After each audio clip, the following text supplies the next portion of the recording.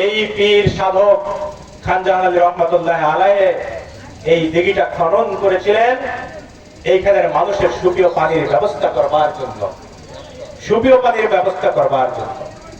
সুতরাং এই সুপেয় পানির এখানে ব্যবস্থা থাকবে, এটা গোসল করবার জন্য না, এটা মাছ শিকার করবার জন্য না, এটা গোসল করবার জন্য। এই ঐতিহ্য কুমির উনি রেখেছিলেন, যে কোনো কারণে রেখেছিলেন এই আধ্যাত্মিক সাধক, সেই কুমির এখানে ঐতিহ্য পর্যটক এখানে আসবে।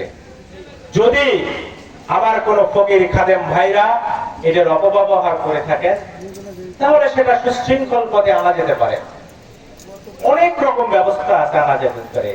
আমাদের প্রত্নতত্ত্ব বিভাগ আছে, ৬০ গম্বুজ মসজিদ তারা পরিচালনা করছে, বিভিন্ন পর্যায়ে এটা আনা যেতে পারে।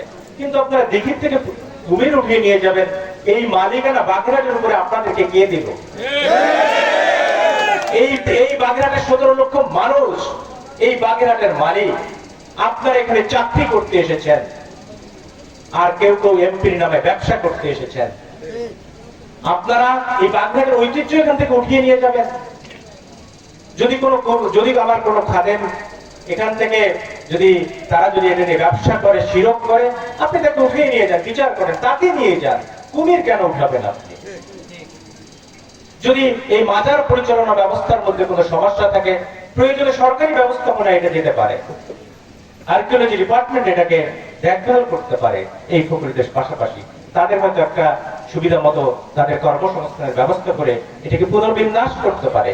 কিন্তু আমার এই মাজার, আমার এই মসজিদ, আমার এই প্রত্নতত্ত্ব, আমার এই যে বিভিন্ন রকম নিদর্শন রয়েছে, সেই নিদর্শনকে সংরক্ষিত এবং সুরক্ষিত রাখতে হবে। এটা সুরক্ষিত রাখবার পিছনে এটার কোনো বিকল্প নাই। কত বড় বুকের পাটা আপনাদের! আপনি আপনার দরগার মাজার থেকে কুমির উঠিয়ে নিয়ে গেলেন, কত বড় সাহস আপনাদের! কত বড় সাহস যে আমি তো কখনো শুনি নাই যেটা করা যায়। আপনার ক্ষুধা লেগেছে বলে কি আপনার মায়ের পরিচা বের করে খাবেন? এটা কি ধরনের বিষয়? আর ফেসবুকের মধ্যে ট্রল করছেন, শিরক হচ্ছে, এটা হচ্ছে, সেটা হচ্ছে, বিভিন্ন কথা বলছেন। শিরক হলে শিরক বন্ধ করতে হবে। মাজারে গিয়ে পয়সা মানত করাবার বিধান কিন্তু কোথাও নাই। কেউ মানত করবে না, সেটা একটা সিস্টেমের মধ্যে আনেন আপনারা।